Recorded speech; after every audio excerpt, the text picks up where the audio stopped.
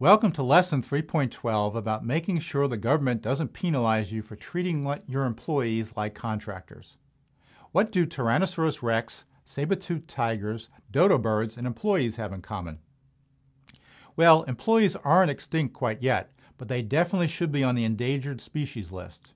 More and more businesses rely heavily on outside contractors and consultants. Virtual companies use contractors and consultants as intrinsic parts of their business because their businesses are constantly changing, and permanent employees can't deliver the ever-changing skill sets they will need. Other businesses just want to reduce the time they spend on employee issues and liability exposure. For other businesses, it's just easier and less expensive to use outside contractors during their early years than to hire employees.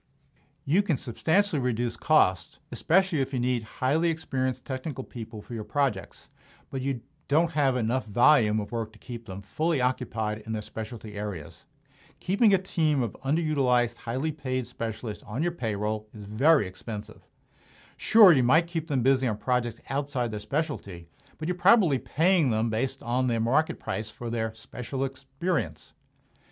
We discuss in Lesson 3.11 that almost all aspects of your relationship with your employees are highly regulated by the government.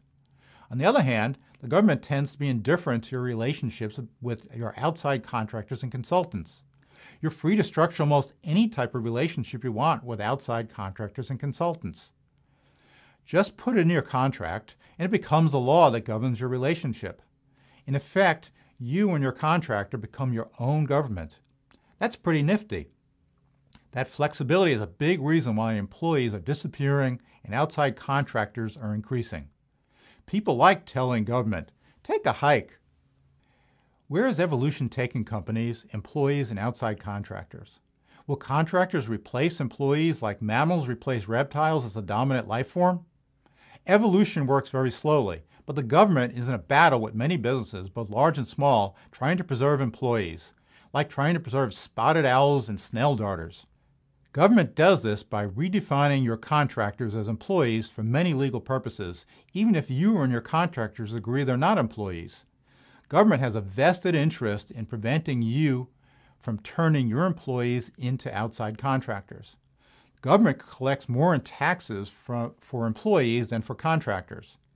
Anything that reduces tax collections is a serious issue for the government. The increase in the number of outside contractors is also quickly making many government regulations that we discuss in Lesson 3.11 totally irrelevant. The government doesn't like becoming irrelevant.